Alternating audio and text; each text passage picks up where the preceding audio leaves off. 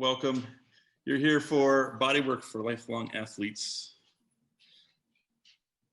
I am Jason Hall. I'm the CFO here at Gnarly Nutrition, and I get the pleasure of introducing today's clinic. So first, I'll talk a little bit about Gnarly. We're a sports nutrition company. Our products are NSF certified. We believe in all natural sports nutrition products that are geared towards athletes. We pride ourselves in offering clean and honest nutrition that tastes great. We're a little over halfway through 2 months of clinics here about preventing injuries, dealing with injuries, recovery tips in general, and establishing and maintaining baseline health. And we call this series Longevity in Sport. We hope that the information that you receive in these clinics is helpful to you. Feel free to sign up for as many as you can, as you wish to. They're free to use, so you're more than welcome to join. We have a really stellar lineup, and we're excited about it. Our newest product is Gnarly Collagen Pro. It's now available. At Gnarly, we think it's important that you understand the why behind these products. So not just taking it because somebody told you so. Collagen helps with injury prevention and repair for tendons and ligaments, ultimately keeping you doing more of what you love. And this fits right into our theme of longevity in sports. After this clinic, we'll email you a recording of it in case you missed a part of it, as well as provide an opportunity for you to try out Collagen Pro at a discount, along with another free gift. So watch for your emails. A couple other quick items before we get started with the clinic.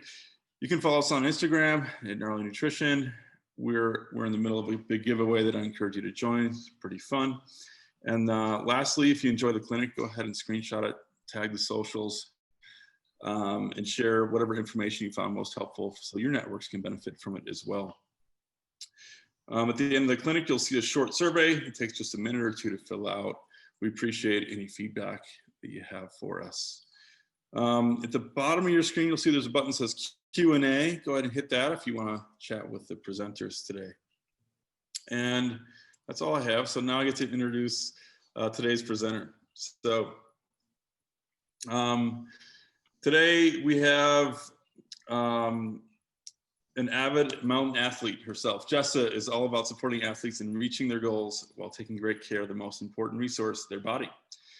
Jessa co-founded Rock Steady Bodyworks at the base of the Wasatch Mountains in 2014, tailored to the active local mountain community, focused on generating optimal performance through deep tissue bodywork, yoga, and Pilates. Jessa excels at creating exceptionally well-aligned, aware, and connected bodies that move better and go further, faster, and with less pain.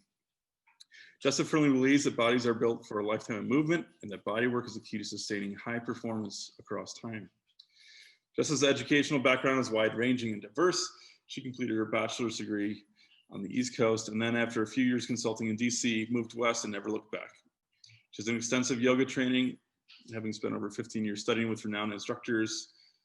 She has developed international trainings for Lululemon, created and taught her own yoga, Pilates, and bodywork trainings, and has worked with the Wanderlust Festival, Ski Magazine, and Yoga Journal. Welcome, Jessa. Thanks for joining us. It's great to be here. Thank you for having me. I'm stoked. Awesome. It's all yours. Okay.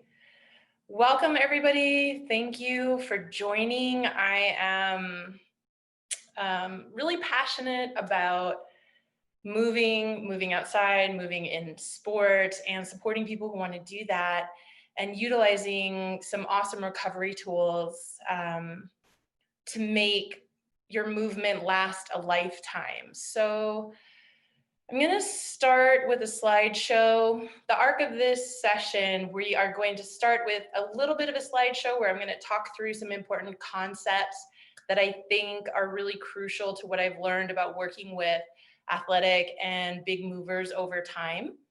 And then I will certainly talk more specifically about the human anatomy, fascia in particular, body work, and get really kind of tactical about what is body work, how to utilize it, what it does, how to choose a good body worker, and things like that. And then we're going to wrap up with some actual manual therapy, which is what we call it, where I'm going to show you some really simple techniques that you can do using just your hands and your forearm and your elbow.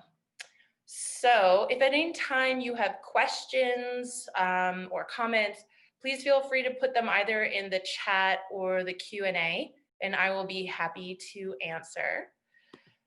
So here we go. Okay.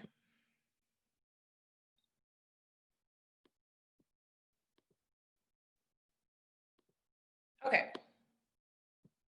Nope. Let's just do this. Awesome.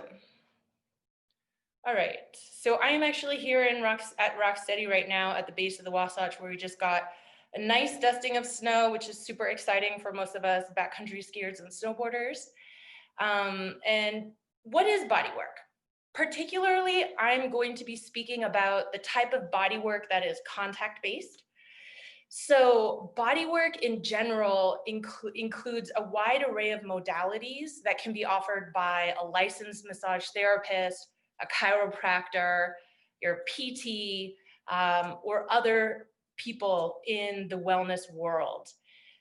Specifically today, I'm going to be speaking about bodywork in a general setting, replying mostly to advanced manual therapy techniques, which are oftentimes going to be implied by a very seasoned massage therapist. And one of the ways we distinguish ourselves and our skill set is by referring to it as bodywork. So this is not about a spa massage, about Swedish massage. Bodywork is going to utilize a couple of different techniques and tools that actually alter the structure, the physical structure of your tissues and cells in order to enhance the function of those tissues and cells. So right here, you can see some examples of what it looks like. This is pre-Cirque series, a big trail running race up the mountains in the Wasatch. You can see some fascial stretching and joint mobilizations that I'm doing, and also some hands-on body techniques. Why bodywork? In general, bodywork is like an adaptogenic herb, just a positive, always useful, always beneficial supplement that enhances your functionality as a human. So when I say functionality, I mean it reduces tension in your muscles, it increases circulation, which is going to help you with bringing nutrition and hydration into some of those more dehydrated and therefore isolated or desert areas in your body. Any place where you have chronic tension or pain, there's a lack of blood flow, a lack of hydration, and then what you have is waste building up, which only perpetuates the pattern. So we're going to ease muscle pain, relieve tension, increase blood flow. This is going to let every cell in your body work better. So when we get blood flow in and waste out, and hydration and nutrition in and waste out, every cell can revert to its primary function. So, you know, in yogic terms, we would call this prana, like a life vitalizing experience where you feel more alive after body work than before. It improves joint mobility. It's going to help you with your sleep. It manages your endocrine system, your hormones. It helps with your biochemistry. It's going to affect your immune system. So, you know, the benefits are far reaching, and we'll cover those in more detail. Next slide. Okay. Yeah. So I want to talk about movement and movement ecology before we dive in any deeper.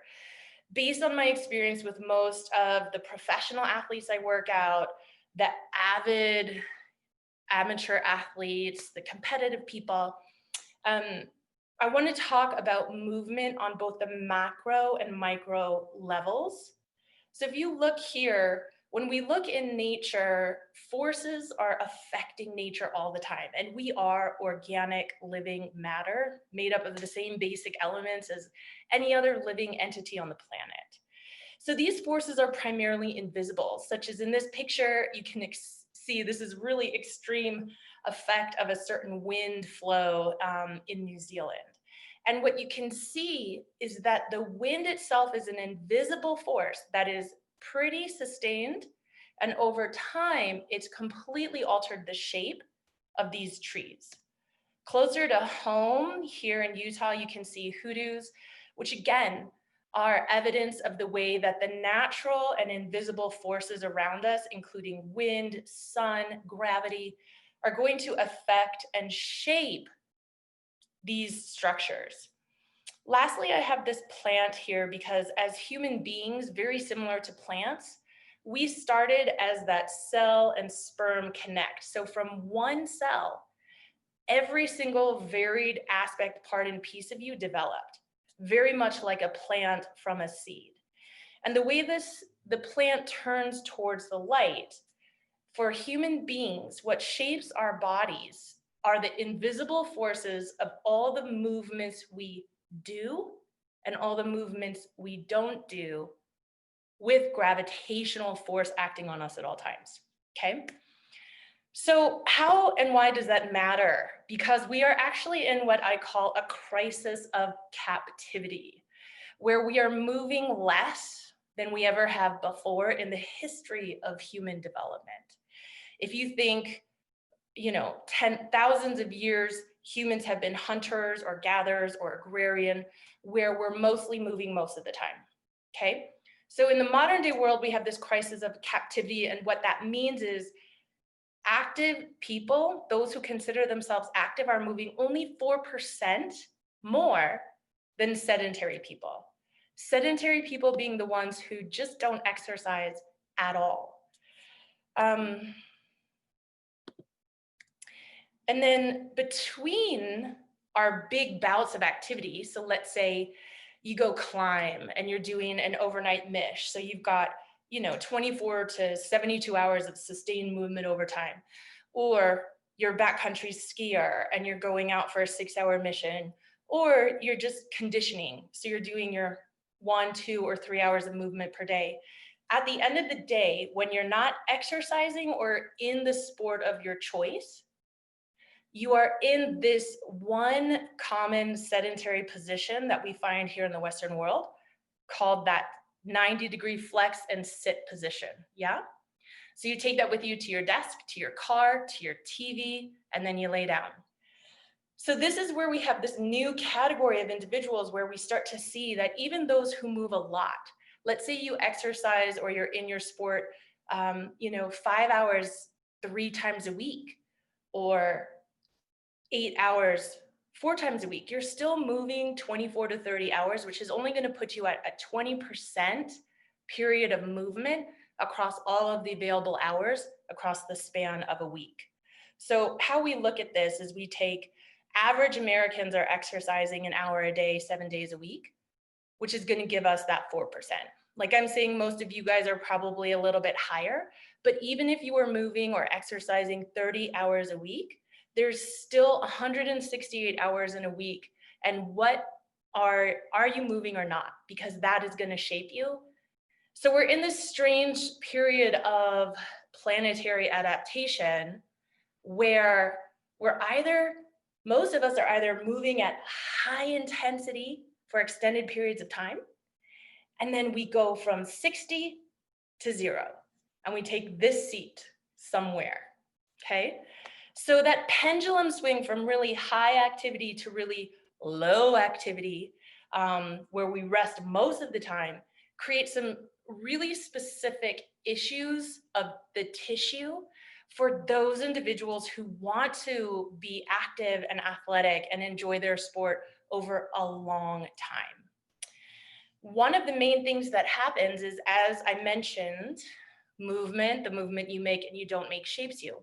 So as we see people looking at their little phones more and more, and then sitting in those chairs, you're going to have these long-term systemic shaping of your very basic structure.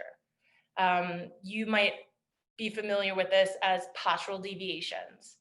So the thing is, most of us who are active humans also have some basic postural deviations based on our sedentary and technology-based lifestyle that alter the relationship of gravity to our body. And this one is the best because his head just falls off. And who feels like that sometimes, where you have been looking at your phone all day and then you go for an 18-mile run and your head and neck and traps are just killing you. So what I want to make clear is that for athletes or big movers, big mountain movers like this, you're taking your resting posture, your resting inadequacies or your compensations or your gravitational degeneration in your structure with you into your movement patterns. And what that can do is it can create faulty movement patterns that create excessive wear and tear and can shorten the time that you can do what you love without the aftermath of all the pain and strain. So I'm putting this slide in because a lot of Americans, and here in the Western world, what I see happen a lot is when I talk about movement, we tend to think of it primarily as exercise, your strength training, your cardio. Some people are going to include stretch, maybe some yoga or martial arts or dance. Primarily, people are moving fairly intensely for extended periods of time and consider that their movement diet.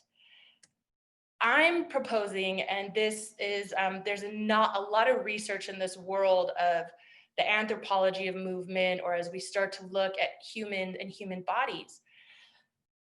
Exercise is just a really small category of movement. Sports, athletics, exercise in that purple circle.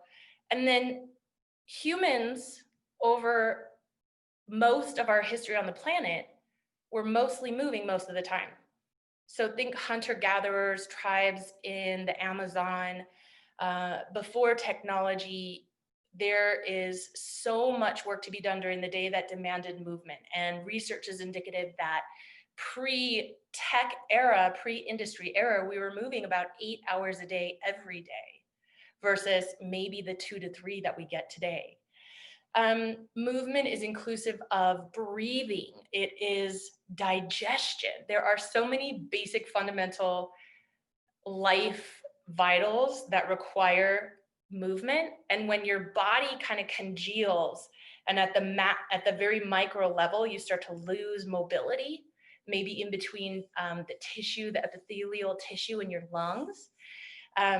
It can create really big issues. So first and foremost, let's expand our movement diet and start to get really creative. So leave behind that sedentary seated position, that 90-degree flex, and vary it up. Maybe sit on the floor, get a standing desk, vary the way you sit, try squatting, try kneeling, bring in or expand the way that you move. Holding things, holding children, climbing and pulling. And the big takeaway is to diversify or widen the ways that you move, okay? When we talk about movement in my world, what I'm really focused on is the patterning that happens to your body when you're here a lot and then go into big movement, yeah? So we're more interested in moving you at the micro level. Most of you are getting some big dynamic movement through running or skiing or basketball, whatever your sport are. Now it's time to talk more on the micro level, looking at what happens when we have areas of your body that are fluid and moving well, right next to an area that's actually cellularly sedentary. So cellular sedentariness is, your hamstrings and glutes are prime examples because they're under sustained compression for long periods of time as you sit in your chair. If you're sitting, you may want to stand up and move around, or just sit cross-legged, or just move yourself. There's deserts in your body that are dehydrated and malnourished due to the fact that that specific area of your body is getting very little movement. That's where bodywork can come in, and we can get deep into all of those sedentary areas and literally move them back to life. So we're going down the funnel, we're getting closer to bodywork, and I want to talk a little bit about human anatomy. And I'm going to start with something I call old world anatomy or mechanical anatomy. When in the Western world, we started to look at anatomy through dissections, we were coming from this Newtonian physics perspective, this Newtonian view of the world where everything was reduced down to its very smallest part and related to from the analogy of a machine. So mechanical anatomy is where we dissect a human body, pull it apart, find the littlest, smallest parts and pieces, label them, see how they're connected, and then put them back together. So we get this very machine-based or robotic idea about human anatomy. And we translate that into how we think about movement. And an old idea of anatomy and human movement was muscles move bones. Bones act as a lever, muscles act as a pulley. So this is fairly useful for learning anatomy and understanding all the little parts. However, the human body doesn't work that way, and original anatomy or mechanical anatomy is great for learning about the parts of the body. It does very little to explain the way a human body moves when it's alive. So the new anatomy that science is discovering and really supporting, that a lot of the Eastern modalities and bodywork have had experiential knowledge and application of for millennia, is called synergetic interconnectedness. So it's about fascia. That's the original pronunciation is fascia. I tend to say fascia, it's the American in me. So fascia is the matrix in which every single cell of your body is suspended. It is fractile, dynamic, diverse. It is interwoven, interdependent, comprehensive. It wraps from your skin in, around, through every layer and level of your body, from the macro to the micro. It creates this interconnectedness, so everything works together, and it's synergistic. That means that everything moves together. So very much like this orange down here, or like the plant that I showed earlier in this screen, you started out as egg and sperm that met, and then all of the variable aspects of your tissue, your muscles, your connective tissue, your tendons, your ligaments, everything grew out of one whole. Just like this orange, where all of the diversification of the parts are a systemic result of the whole, okay? So this has really interesting applications for the way that we move as humans. And everything is connected, but in very specific ways. A lot of times people will come in for body work and it seems like, you know, people are becoming a lot more aware of the whole premise, everything is connected. Yet that can be somewhat nebulous and vague and leaving us without much access to making intentional or critical shift or change. Enter in the fact that everything is connected in very specific ways. So as you see here, we've got some images of fascia. This is actual fascia over here, as it connects layers of skin to deeper layers of muscle.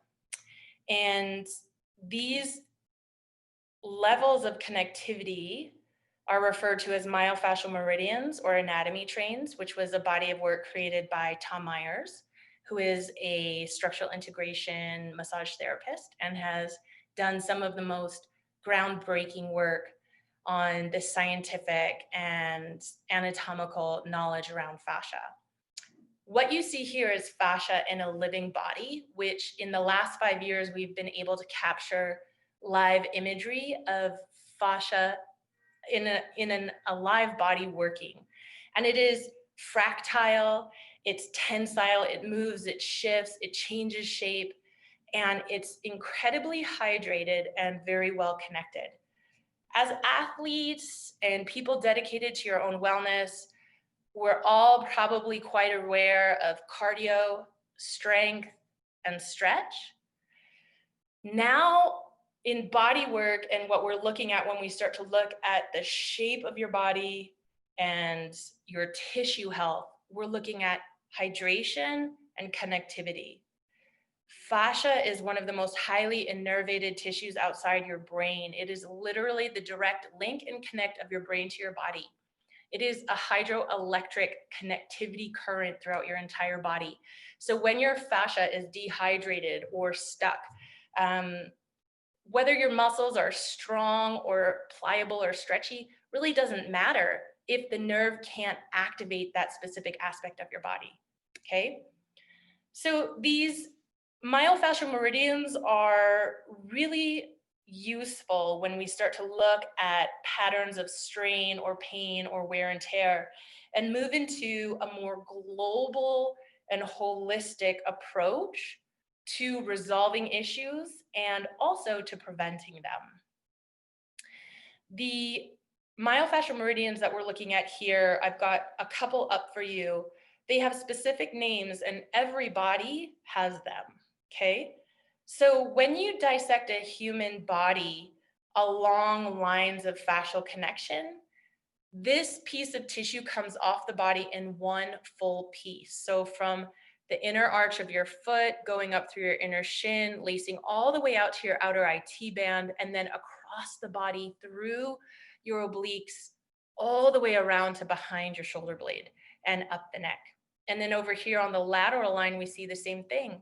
These meridians connect across the entire expanse of your body from foot to head and from finger to finger.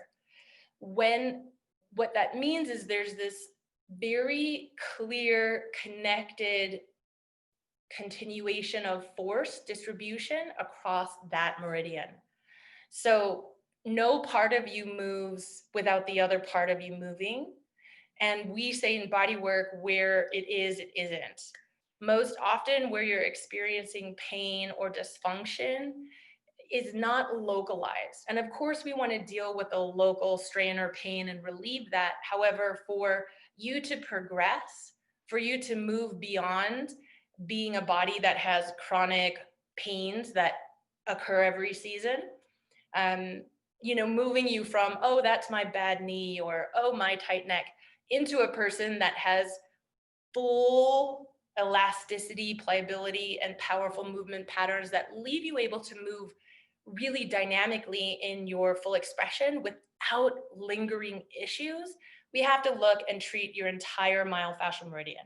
So there's many of these in the human body, and it's really useful for treatment. We have so many issues here with the back line where runners or backcountry skiers, climbers, this whole back line gets affected. We have a lot of people saying, oh, my hamstrings are so tight. And yet with that forward head position here up in your cervicals, many people are adding excessive strain by that forward head position where the entire back line is affected. So we take this into the way we move, and you can see these are very intuitive as you look at them. It's easy to make the link. Oh, my takeaway here is, oftentimes people will say, my neck. And when you look at this deep front line, your deep pelvic floor and low core are tethered to your neck. So oftentimes with that flexed position that we sit in for so long, that hydroelectric current can get disrupted. No matter how strong your core is, if it's not linked, because that link has been compressed and therefore the current isn't strong, you can be strong in parts and pieces and have no capacity to access that strength in movement patterns. So chronically for runners, I see really weak pelvic floor. Okay. Great. So between fascia, the human body, the myofascial meridians, and movement on the macro and micro level and the way it affects you, where we arrive when we're in the crisis of captivity in the modern world, where we're moving less than we ever have in less ways and spending very limited time moving, and usually in the realm of exercise, it's time. The way to counteract that is to utilize some powerful antidotes that can bridge the gap, unless you can quit your job and get a patch of land and become a hunter-gatherer again. which would be cool, and invite me, I'll come visit you. So, you know, beyond what you can do to diversify your movement diet at home, and if you can start to bring in more fascially balanced movement like yoga and Pilates, bodywork is the fast track because it's the antidote. You want to start thinking of this like nutrition, a necessary consideration for overall health and a critical component of the active recovery required to keep your athletic performance at peak over time. So to fill the need, the cellular hunger your body has for the mechanotransduction, that actual push and press and squish that comes from movement at the macro and micro level, you need diverse, varied movement and lots of it consistently over time. If you can't make that happen, getting a highly concentrated dose of dynamic, multiplanar, deep tissue body work is just like a nutritional supplement. Is going to help you fill the gap and enhance the functionality of every system in your body. Bodywork does all of these things. It's an infusion of nutrient-dense movement that rebuilds and rebalances fascia. It's going to increase spatial awareness, interoception, proprioception, and sensory system. So those are big words. And I want you to think about, you know, we're moving less and less ways, and we also have, due to technology, some incredible tools that are making us more comfortable than ever, except causing a big crisis for our cellular health and our overall well-being. Most of us have been wearing shoes since the day we were born. In your body, the places with the most joints are the places that are meant to have the most movement. When you cast your foot and take away its capacity to move, things higher up the chain have to adapt around that. Because of, when I'm looking at the sensory system and proprioception and interoception and spatial awareness, your kinesthetic ability, so your five senses, your ability to see, to smell, to taste, to regulate temperature, used to be managed fully by yourself in relationship to the first world of nature. So if you're a climber or a backcountry skier or a runner, you are getting a lot of healthy input for your nervous system from simply being outside. But most of us are spending a lot of time where our nervous system, our sensory nervous system, simply doesn't have to do that. And when we're looking at flat screens all the time, our eyesight doesn't have to take in depth, variability, right? So spatial awareness, your actual ability to orient your body in relationship to the space around it, both above, below, and to the sides, atrophies the same way muscle or collagen or fascia does when it doesn't get exposure to dynamic movement and to nature. In bodywork, we are going to give you a deep infusion of that. We stretch your entire body and multiple planes of the body all at once. So we're working globally. The way that the myofascial meridians work in your body is the way we work on your body. We vary the vectors. This is crucial for fascial health. As you see, it is a dynamic cobweb-like substance that's fractile, and it has many different surfaces and is multidimensional. So for that complex matrix, we want to move it in many different ways.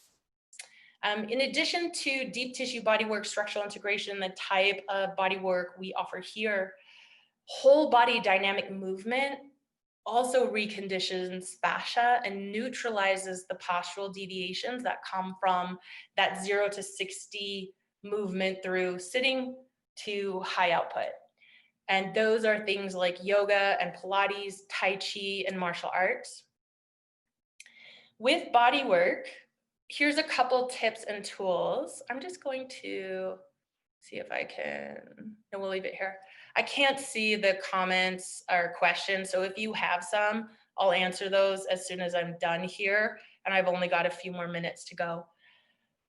When it comes to bodywork and actually receiving bodywork or adding bodywork into your program, your health and wellness program, think prehab, not rehab. Of course, if you are injured, there's nothing better for your body than bodywork, as it is the #1 thing that's going to help with tissue repair, with actual manually bringing tissue back into its functional lines. And ultimately, for those who want to progress, we need to start acting proactively and treat bodywork like the preventative medicine that it is. Once tissue, when you feel pain in your body, you're in the latest stage of injury. Even if it's a subtle pain, if you actually are feeling physical pain, that in the stages of injury is the very latest stage. So the benefits of body work and yoga and Pilates are to create this highly elasticized, pliable, strong but stretchy, hydrated and connected fascial network that is assuming its natural or neutral shape, which means it's going to move effortlessly and fluidly any way that you take it. So regular body work is going to create that fascial freedom and health that is critical for you to avoid the injuries that can sometimes occur when you are asking those big repetitive movements of your body that you do if you're a climber, a runner, a skier, a weightlifter, etc. So in terms of the cadence, when it comes to body work, you know how bodies are. They like regular input. You need to brush your teeth pretty regularly, shower, food. The regenerative quality of the body is such that we need it to be regular. So in terms of cadence, I always recommend going anywhere from once a week to once every 6 weeks. With cadence, there's a couple considerations. Are you a simple or complex structure? A simple structure is a person who doesn't have, hasn't had any injuries or surgeries or pain or strain, right? So if you're feeling pretty good, you've never sprained your ankles, you've never had a surgery, your fascial network may be genetically or just inherently pretty healthy as is. If you are a complex structure, which most long-term athletes are, you maybe have asked more of your fascia and have some strains or tears or labrum issues, or you've broken a bone and had a surgical repair, or if you have any genetic deviation, such as a scoliosis, those are places that would put you into the category of a complex structure, and complex structures are always going to benefit from a really regular cadence. Usually every 2 weeks is ideal and optimal for most big movers. After you've had body work for 3 to 4 months, you could totally move it back to a maintenance program where you're getting body work once every 6 weeks. If you're going to be more aggressive with your movement, and if you'd like to move well for a lifetime, consider taking it to every 2 weeks, something like that.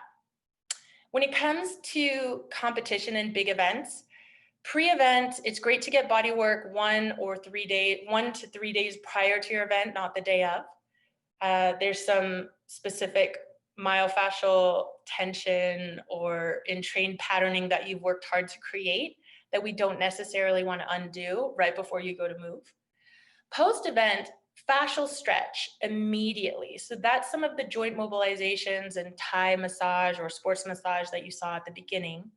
That's great to do immediately. And then 2 to 3 days later, get deep tissue or structural integration. Body work is great for post or pre-op. If you are going in for surgery, if you can get some body work prior to your surgery, you are literally increasing blood flow to every cell in your body. You are eliminating metabolic buildup and waste. You are decongesting your fascia, creating that smooth slide and glide that we want to see, meaning that you're going to go in healthier and come out the other end easier to repair.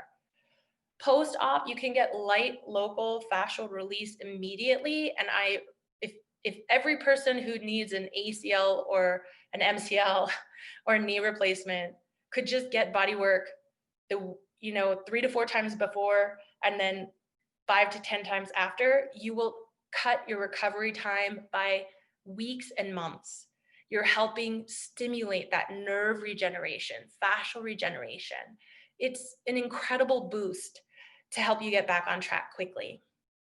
In terms of the type of body work that I'm focusing on, here at Rock Steady Bodyworks, we offer deep tissue, structural integration, Thai massage, sports massage, and myofascial release. Those key words are what you're going to want to look for. These are the types of modalities that take everything I've shared with you today into consideration and are actually looking to make structural, lasting change to the way your fascial matrix aligns. Cupping and dry needling and active release are other great techniques. Cupping in particular is really useful because in the human body, I'm going to show you a tensegrity model. Unlike machines or man-made buildings, which are compression, they're just brick over brick over brick, and it's a compression structure. Human bodies are tensegrities, where we have tensional forces and compressional forces creating this self-sustaining structure. And so decompression is really useful, and cupping provides that. In terms of finding a body worker, you want to get a good one. And a great way to do that is word of mouth. Check in with your movement community and see who they're seeing. It's always useful to ask your PT. If you have a good PT, they're also getting body work. And if you are just searching, you should Google those words above: MFR, myofascial release, deep tissue, etc. In this presentation, I've relied heavily on some premises from Anatomy Trains by Tom Myers. I highly recommend you check him out. Move Your DNA by Katie Bowman. She is a restorative biomechanist that helps us look at the movement ecology that's affecting you that you don't think is. And then some of our pictures of fascia are from Dr. Jean-Claude Goumertot, who is the only one he's taken some incredible photography or video of real fascia inside the body. So that wraps up my chatty portion. And I just want to check and see if we have any questions or comments. Okay. So it doesn't look like anybody has any questions about any of that. So given that I'm a body worker, I'm very tactile and hands-on, and I want people to really understand this. So when we look at fascia and the way it holds structure in your body, it wraps around muscles, in muscles, it holds things together, it holds things apart. We want to have this ability. So if my hand is the muscle and this is the fascial sheath around it, what bodywork is going to help do is this, where they can move and slide and glide separate from each other. Where you're going to feel pain is when there's a stuck part right here and the muscle goes to move and it can't right there. So it stretches, it moves in different directions. A couple other things that bodywork does, and then we're going to go do it, is fascial, sometimes stretching when you're in pain, it can come from too much tension or too much compression or too much slack. But when you have fascial tearing, if you had pizza dough or this nice substance here, you see how it gets thinner and thinner the wider apart I pull it? So oftentimes a fascial tear is caused by this, too much strain, and then you get this big hole. So stretching it is only going to actually make the tear bigger. And this is where with expert body work, we would actually want to pull the fascia back together like that, okay? I'm thinking primarily of like plantar fasciitis or tendinitis, all of the itises of the connective tissue, where people who have chronically been strengthening and utilizing their muscles in a certain manner and haven't really been stretching, go right into stretch, you're going to just strain that tissue even more. So it's counterintuitive, but oftentimes when something feels tight, it's not tight because it's short and needs to get elongated. It's tight because it's too long and needs to get shortened, or vice versa. It's too long and needs to shorten. So we have these oppositional things at play in the body. Just a couple more fun examples for you, and then we'll move on. So when I was talking about your hamstrings, things that sit for a long time, thermal regulation or your ability to create heat internally is very crucial. So for all of you who are exercising and moving, good for you. And then try to move more, because when you're sitting for over 90 minutes, you literally change state. If you're made of organic matter and you're mostly water, that water can change in viscosity from more fluid and liquid to more solid or more gel. So when you've been sitting in a chair for a long, long time, your collagen could, and your fascia could start to look like this, where if I want to put movement between these fake sheaths of fascia and then pull it apart, it kind of moves slow to stretch it apart, okay? But ideally, it's more like this, where friction from moving makes it very glidable and slidable, and the whole thing can just stretch apart really easily. You've got a lot of slide and glide in there, and a lot of olive oil on my hands. Awesome. The last thing I want to show you is about tensegrity. So the old world model of my bones are my structure, I'm a compression system built on blocks, one on top of another, and then these little levers pull me, is not true or real. What is real is that your bones float in a myofascial network, okay? And that myofascial matrix, your fascia, provides both structure and shape. It's global, not local. So people come in, and if you have, the beauty of a tensegrity, it's got compressional and tensional forces. When I move one part, all parts move, okay? So it works globally. Any movement you make in your body affects every part of your body. When people come in and they're like, right here, down here is where I feel pain, you have to look and see that that one point of impact is shifting the whole shape. So it's great that you're a tensegrity, because what this means is on hard impact, strain is distributed globally instead of locally. So we can withstand a lot more shock absorption, a lot more movement. And what it means for treatment, though, is that localized treatment, where we're just fixing your elbow or your knee and doing a few corrective exercises for that one area without taking into consideration the way it's affected your whole body, is a little antiquated and is not going to generate the fast fluidity and freedom to move well that most of you, and myself included, want to maintain over time. Okay, so we've got a couple questions here. Oh, collagen supplementation and body work. That's a great question. We're learning so much about collagen and what it can do for the body. The thing about fascia is it does have, it's very full of collagen. A lot of your connective tissue is primarily collagen, but there's other aspects that are more extracellular matrix, they're interstitial fluid. So we want different levels of viscosity in different areas. Things like tendons, we would like to have some great type 1 collagen that make them really strong.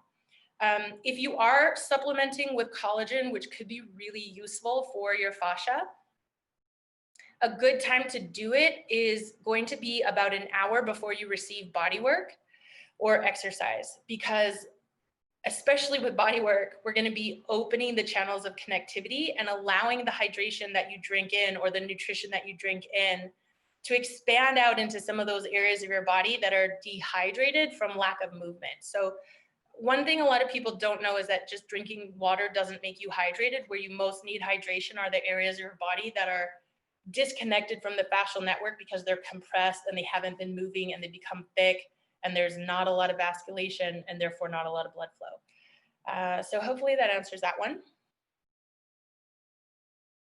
Oh yeah, there's body work. I'm talking specifically about hand-on manual manipulation. Of course, there's other things that are great for your fascia, like foam rolling or other tools. There's tons of that coming out on the market. I'm gonna say it's useful to do that with an expert. What IT bands? IT bands are actually already under a lot of compression, and they kind of get glued to your lateral quads. So a lot of people push firmer on their IT bands, which is only exacerbating that compression where the IT band can't move freely from the quad. And so for IT bands, I wouldn't be working directly on the IT band. I'd be working above and below, and I'd probably be using a technique I'll show you here, which is to lift it up off the muscle, which is making space or decompressing. So you can take classes or spend time with an expert. Yeah, you can always do myofascial rolling at home, but it's really great. Adhesion, is an adhesion in the fascia or the muscle, or can it be both?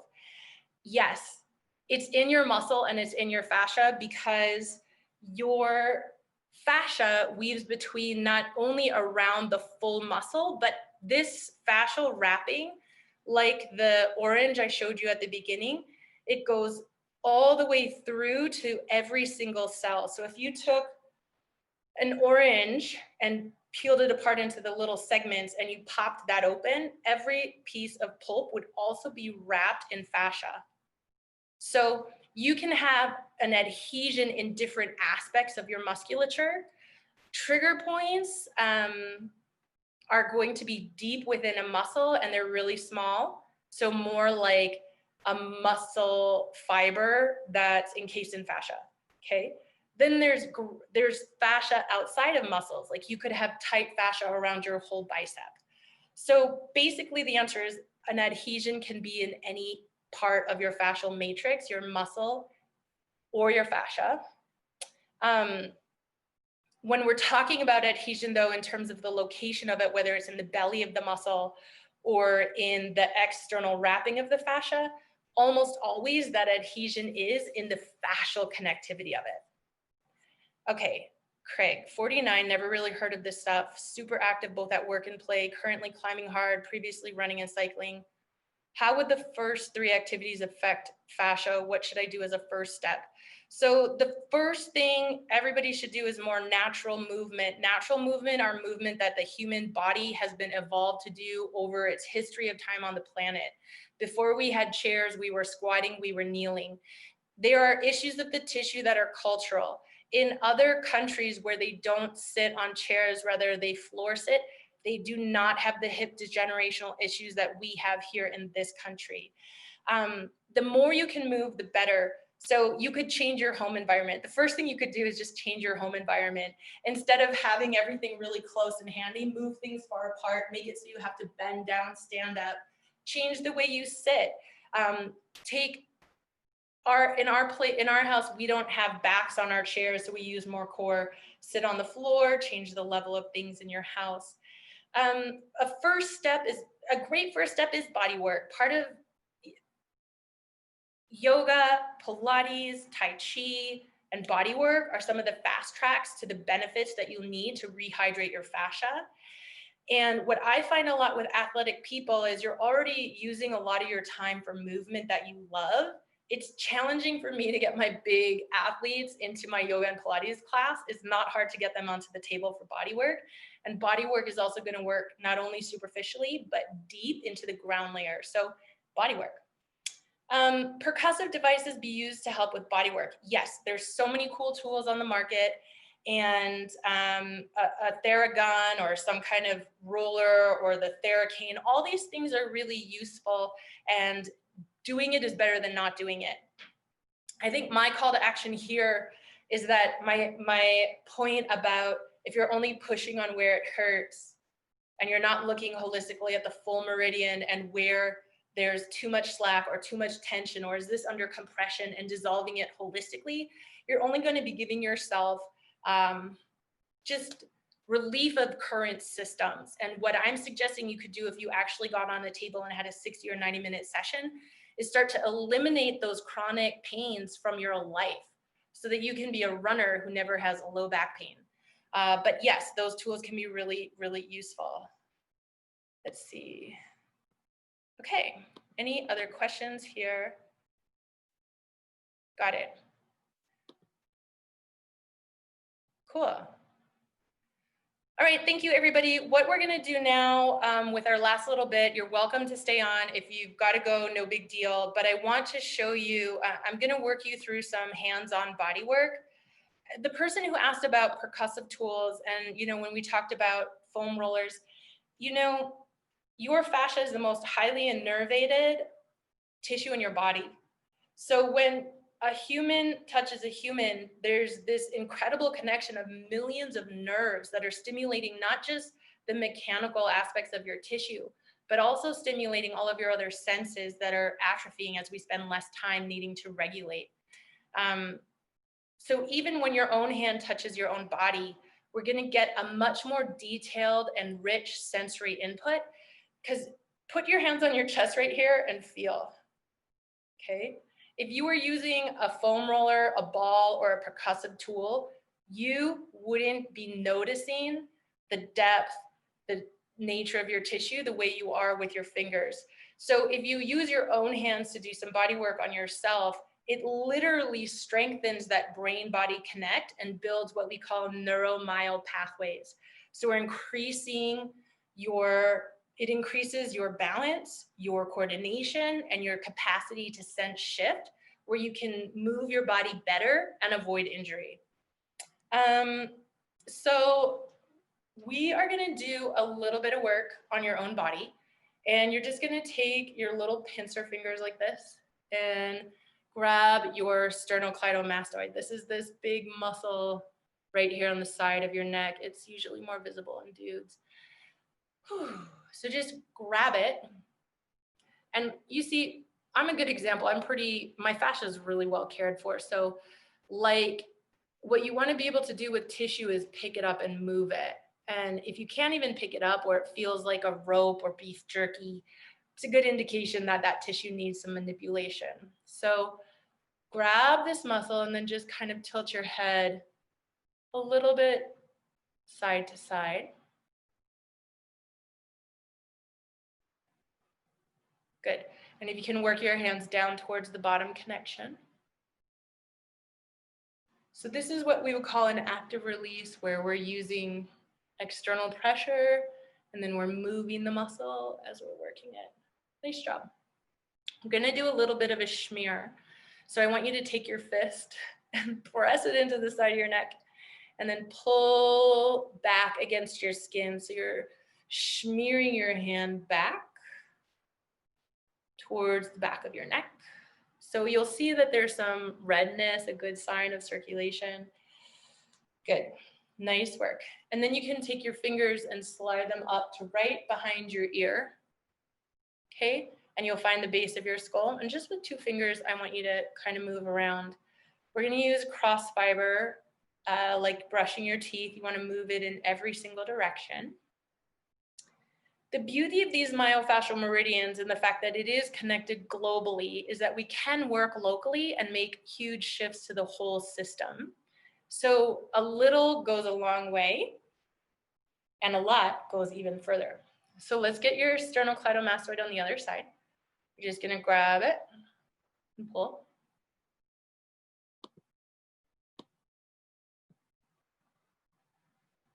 Deep breaths as you do this. The other thing I like about things like this is it's immediate and it's pretty sustainable. It's totally human powered. You don't need any tools. So the accessibility of this is high, particularly for those people for whom time and financial resource are limited and getting in on someone's table is hard to make a priority. You can still grab, pull, and twist, okay? And then you're gonna take your fist, bring it into the side of your neck.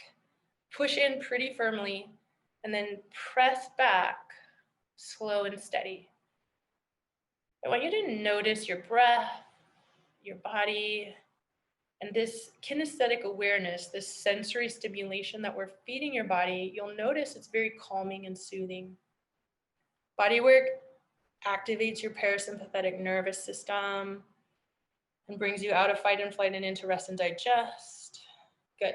You're going to take those 2 fingers and slide them up the side of your head, right behind your ear, and then just do some little rubs side to side, up and down, and all around. Taking deep breaths as you go.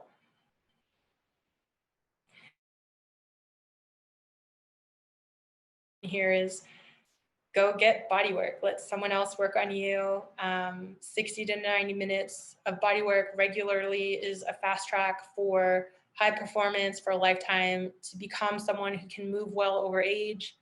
You know, deterioration and falling apart is not tethered to age. Go look at the Amazon tribes, go look at hunter-gatherers. You do not need to fall apart as you age. It's actually about the health of your tissue, and you can make that happen at any age or stage. You're now going to bring your fingertips and push it right in underneath your collarbone. We're just going to go side to side. So these myofascial meridians connect really tons of muscles through multiple joints and through connective tissue, and they anchor in around bony prominences like your collarbone. So we can do a little localized work to make global or systemic shift. Good. And then press your fingers in. And if you can't push in very far, that's super dehydrated tissue that needs some hydration. And we make that by pushing. So press in. And then I want you to pull your fingers down and away as you lift your neck up. And then we'll do that again.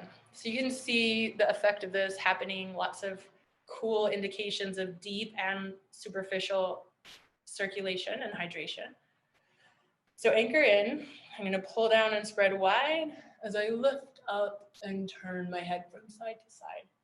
And you'll feel the fascial connections, because the fact that I can hook into my fascia here, push and pull down and lift my head up and feel tension in the top of my chin shows you that connectivity of these bands of tissue.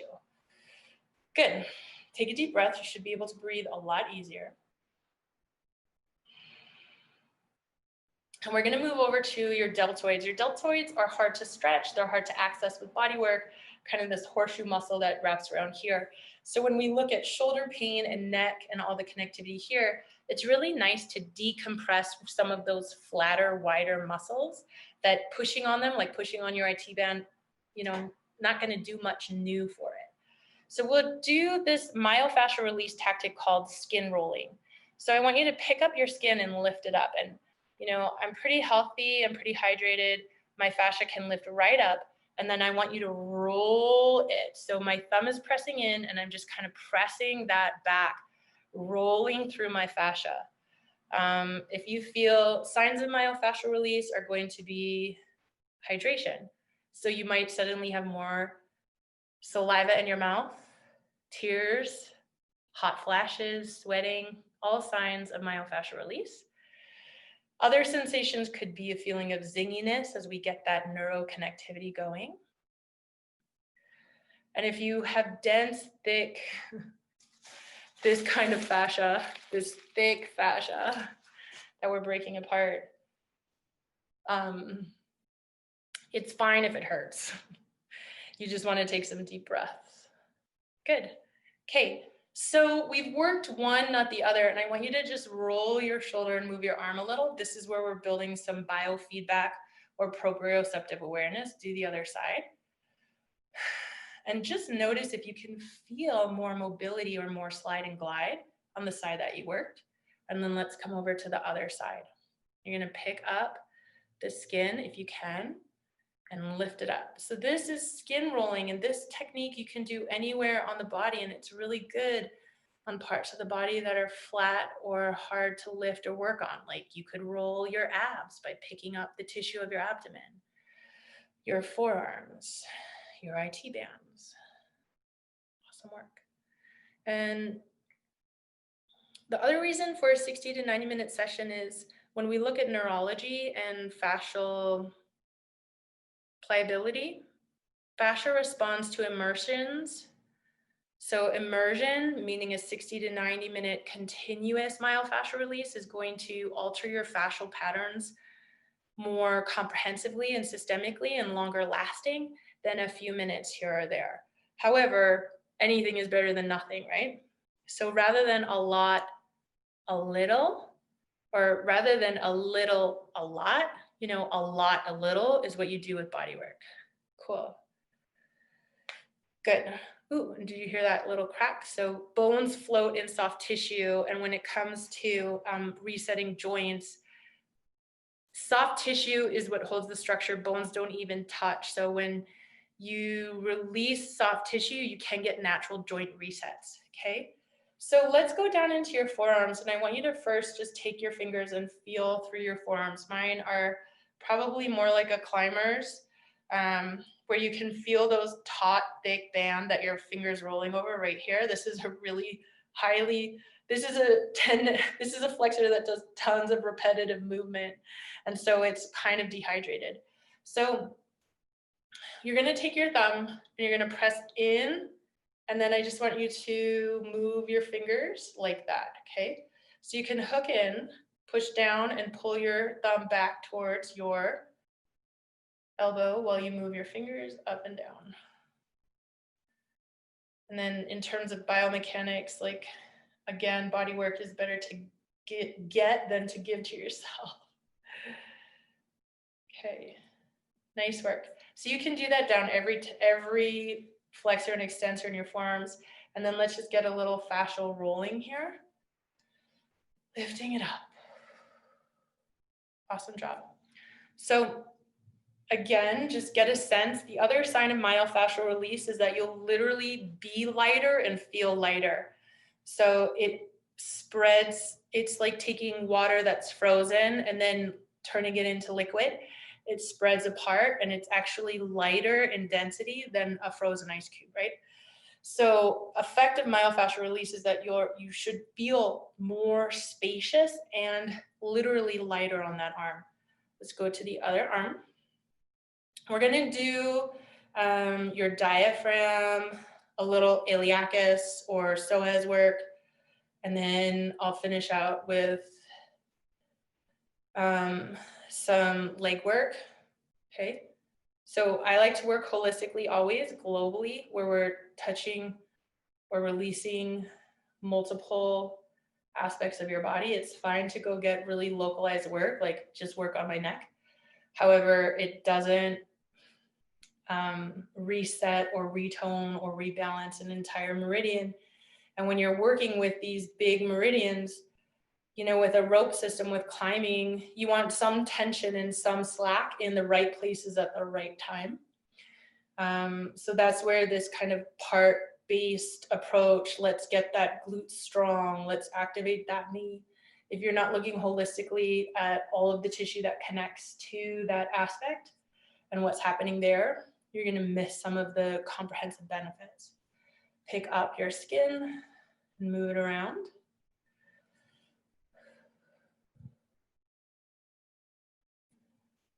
And everybody needs this kind of work. I'm doing the arm lines that go along with the forward head position that we all get from looking at screens, texting, typing, and driving. So this is for everybody. It's kind of nice to have, you know, a professional tell you to do this, because it seems really simple and you might blow it off if you saw it on a YouTube video. But this is decompression, like to lift your skin up like this and pull it away creates a pressure and a fluid vacuum that then must be filled. So if you want to increase circulation or hydration or flow, lifting up and then moving is going to make big change happen in terms of the things that cells need to survive or to thrive, which is a lot of waste removal, a lot of nutrient input. Okay, so the next thing we're going to do is work with your diaphragm. So I want you to find your ribs. Just bring this down a little bit. And you're just going to take your little finger hooks, okay? This is where a percussive gun right here would probably not be too good, and a theracane. You know, there's some areas of your body that you need a really sensitive tool to work safely. So what I want you to do is just bring your fingertips under your ribs and just kind of roll in and out, side to side, and then press in a little bit. So I'm pressing my fingers in and down like this. And the first round, this is probably could be very tight on many of you. So your diaphragm links through your front line, your front meridian. Your diaphragm links directly into your psoas, directly into your QL, your low back muscle, and from there directly into your quad. So with sitting and that moving of a rib cage down, a collapsed diaphragm, particularly for people who need a lot of oxygen for running, climbing, and all your big athletic endeavors. You want to have some malleability underneath or around your strong musculature. So you're going to work your fingers all the way out to those floating or false ribs, and then bring it all the way back in. And as you do this, you may find the second round you're able to push in further or pull away.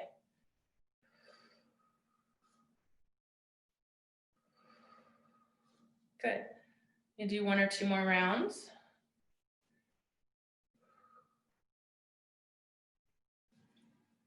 Awesome. We're going to take those same hooks, and now we're just going to come onto your ASIS or those hip points that you can feel right here. And you're literally going to just work around them and then work in. Okay. So you're digging in and then going up and down, and you're just working into, this is your iliopsoas and the fascial connections. Good hip flexor work. Okay. So you're just pressing in, going down and in like this, and then rolling side to side. A good sign that you might need some myofascial release is if you can't even dig in. So think about filet mignon or raw beef. Really healthy muscle and fascial tissue is soft to the touch. It kind of bounces back like that. It's more squishy, it moves around and it kind of comes back. So if you push on it, it rebounds, it goes in and comes out. You know, beef jerky, if you push on it and it doesn't move, that's a sign that your fascia is really dehydrated and your muscles are getting to be more like beef jerky, and those things don't sustain force well, right? They break, they fray, they tear. But really healthy fascia and muscle, just when pressure is applied, it just rebounds, okay? So we're building all that back in here. Awesome work. Now, you're gonna take your thumbs, and if you have your hands on your hips, you're gonna come right here, and we're just gonna start some hip thumb presses right into these connected points of your IT band in the tensor fasciae lata muscles, and then you can use your knuckles like this, okay? So you could take movement breaks or bodywork breaks throughout the day and just stand up and give yourself a little myofascial release. And you can work that all the way around the paddle of your sacrum or the back of your hips. Good. And then I'm going to finish up now that that's loosened up with these deep thumb compressions. So this type of finger compression you'll find a lot in shiatsu or Thai massage, or what in the West we like to call fascial stretching or sports massage, because we're learning how to better honor source and we're just learning how to better honor source. Okay, good. So I'm going to sit down on this table here. One more thing you can do for your psoas is you can take your curled up fingers right into the sides and then round over it. And if it feels like someone's punching you in the stomach, you are. And so round over it, and then I'm moving my fingers up and down like this. So remember that movement is a lot bigger than exercise, and so many people suffer from constipation or irritable bowel syndrome and all of these diseases of captivity or lack of movement, where we actually just need more push, press, and squish of the cellular matrix deep within. So this is really good for all of the fascial sheaths that hold your organs in place. Good. So you can take a seat wherever you'd like. And then I want you to bring your elbow and take your leg out to the side. And you could sit cross-legged or have your leg on top of the other. But you're just gonna work your adductors or your inner thigh. And I'm gonna push and press. So You can use your forearm a little bit like a rolling pin, just pushing and pressing your way through. So here at Rock Steady Bodyworks, we have a lot of myofascial classes. We have one called Grounded, where we do an hour of self-guided myofascial release like this. And I know that there's this big explosion of fascial awareness. So there's a lot of new tools you can find, be it a bodywork session on the table or a class like that. As you go, so as you push and press, you're going to notice, and this is why it's so useful to do it to your own cells, your own self, is you'll actually see how quickly you can create some pliability or access. So things start off a little stiff and stuck, and then the more you work, the deeper you're able to press, and the more pliability you create. Good. Now that you've done that, you're going to take that same elbow and work down your lower shin. So I want you to find your shin bone, your tibia, and you're going to be right to the inside of it, and you're using your elbow and you're rocking in and off. Okay? We're going to go all the way down and all the way back up. Good. Then for your ankle and for your knee, friction. So just take your fist and just go friction on either side of your knee. So for tendons that aren't very vasculated, friction, adding energy into a system, creates heat. Heat melts things. It turns your jelly collagen into a more liquid form of it. Good. So this should feel really, really good. And then you can do the same down at your ankles. Little cross fiber friction. So all of these tendinous areas, friction is going to feel really good and make a lot of good fascial shift quickly. Okay. So we'll do the other side. You're going to take that roller pin forearm and that awesome pointy elbow and just start pushing and pressing through your adductors. We'll do quads and calves and then we'll be done. I've got about 2 more minutes, so if you guys have to run, you can always get the recording of this. If you can stay, I'll get your quads and your calves, so we've worked pretty much all the front body meridians. So one thing with self massages, you can get your QL through the deep front line, so you can work your back through your neck and your diaphragm and your psoas like we have.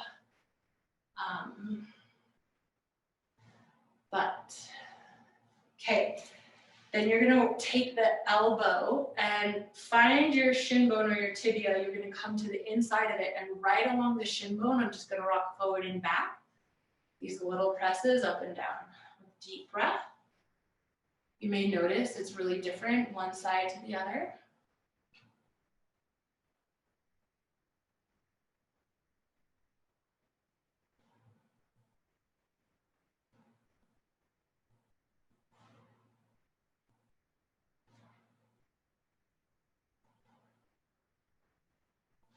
Good. Let's go ahead and friction out your knee.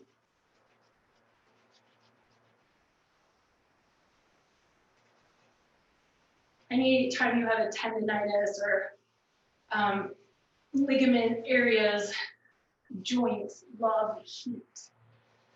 Okay, and then friction ankle. Okay, so for your quad or for your calves, you can come down onto the floor, or you could be on the floor, or you could be on whatever surface you want to be. What you're going to do though is you're going to take your opposite kneecap and you're going to use that to push into your calf. Okay, we're going to start up proximal, so close to the knee, and work distal down towards the ankle. And you're working your kneecap and you're pushing into your calf.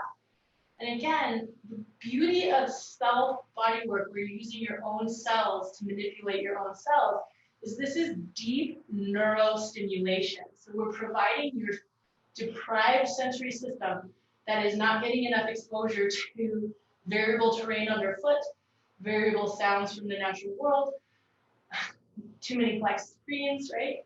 So the atrophy that the modern world can create, we're bringing back by giving you this rich, deep sensory experience where your kneecap, all of the nerve endings in your kneecap are now getting quite aware of the shape, the health tension in the opposite calf, yeah?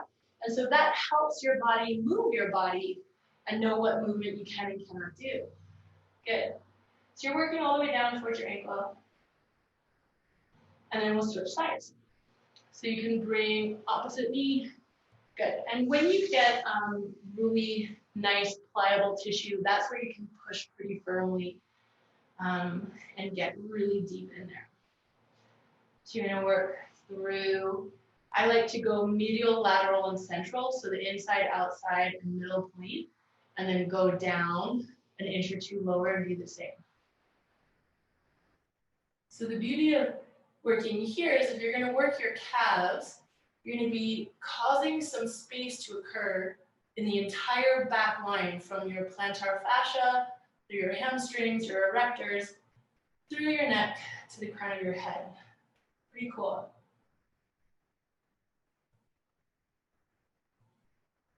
Awesome.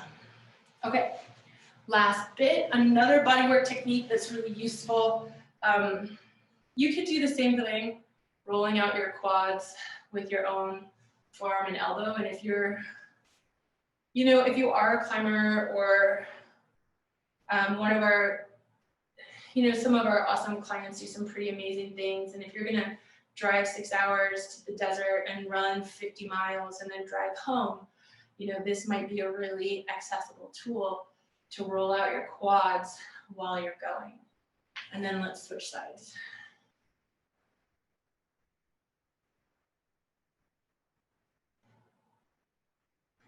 When you get to the tops of your kneecaps, right above your kneecaps, we're going to come back into that almost finger toothbrush. And I want you to just go side to side, up and down. So this is giving some proprioceptive stimulation, and we're working with specific neuroreceptors, your Golgi tendon organs and your spindle cells, in your fascia and your musculature that helps your body know how much slack or tension to hold. So, your muscle can have a neutral length, it can be overstretched, it can be overshortened, and this pressure helps it come back to neutral. And you're pushing on millions of cells, right, as you work through this work. So you're getting this whole body reset that you can't get unless you do body work. So no matter how much hydration you have, no matter what your nutrition program is, no matter what your strength or stretch program is, if you're not focused on fascial hydration and movement, you're going to lose that connectivity and pliability. Let's go to the other side. All right, we're going to work through this. We are on the last bit. As you take some deep breaths, notice your body and how you feel.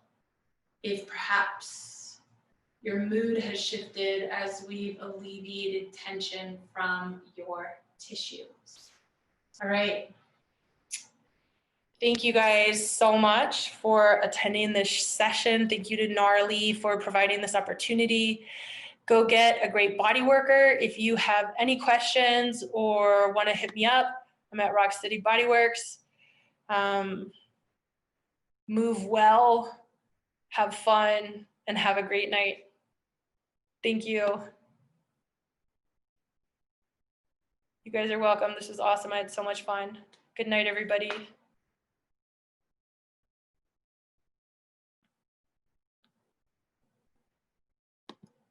Thanks, Forrest. Good to see you on here.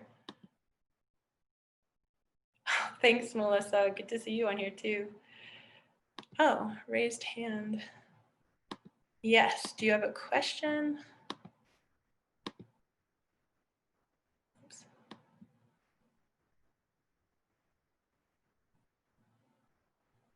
Okay, if you have any final questions or comments, you can just put them in that chat box or the question box, and I will try to answer it. Okay. All right, everybody. Thank you. Have a great night. Just try to end this here and see you all later.